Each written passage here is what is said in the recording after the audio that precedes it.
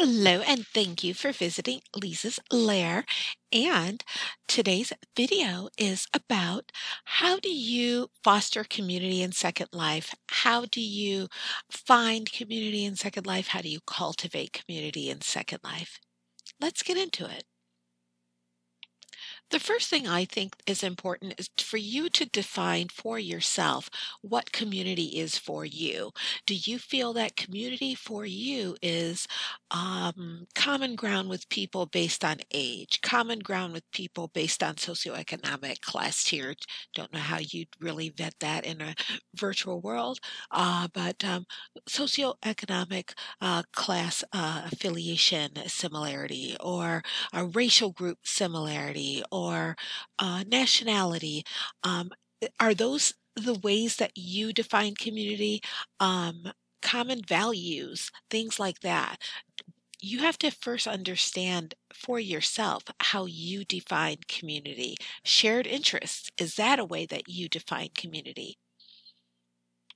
When I joined Second Life, I was interested in finding other adults who were in my age group. I like to interact with people from all over the world, so I'm not necessarily defining community based on shared nationality, shared culture, shared racial group, but I was interested and still am in interacting with people who are in my age group, which is one reason why I created this channel so that people who are the older adults in Second Life have a place where they can talk about their experience in Second Life and hopefully bring more older adults into Second Life.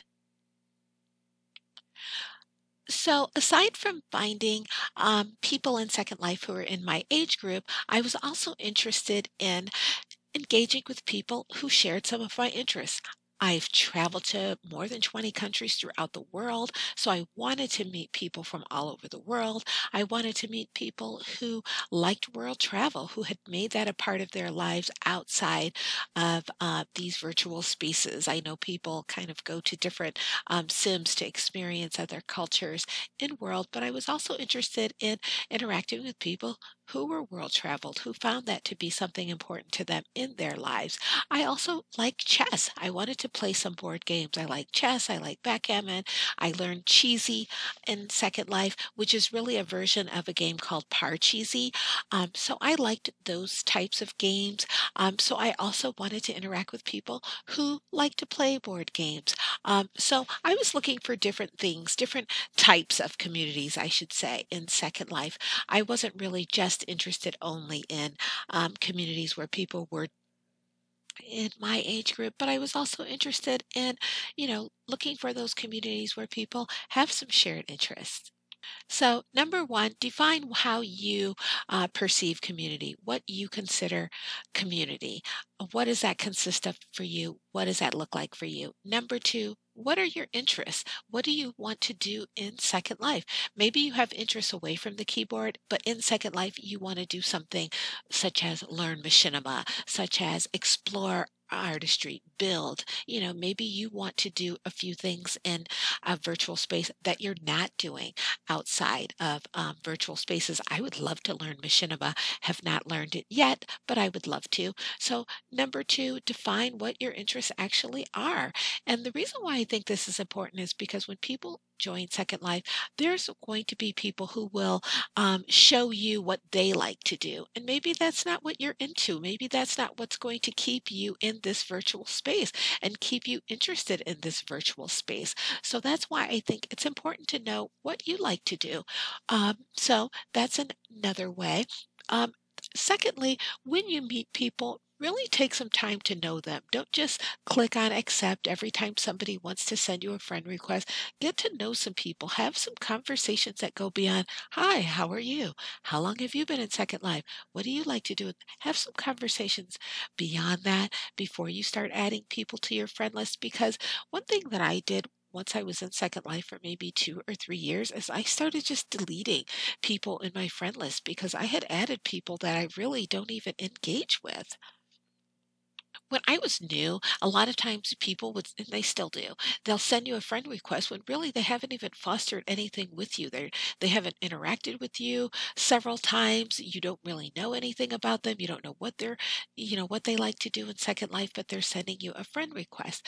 And I guess I can understand that from the standpoint of them feeling that, well, that's how I get to know people is I first send them a friend request and then I get to know them. But to me, that's backwards. Get to know people first and then send them a friend request. If you go into the people icon in your viewer, you will click on that and you will see several choices such as nearby, it shows you people nearby, groups, it shows you a list of all your groups, friends, it shows you a list of everybody who's in your friends list so far. But there's also a selection called contact sets. Click on contact sets and you will click on the plus sign, add a set, and call that set social or whatever you want. Call that set social or some other word that you will remember.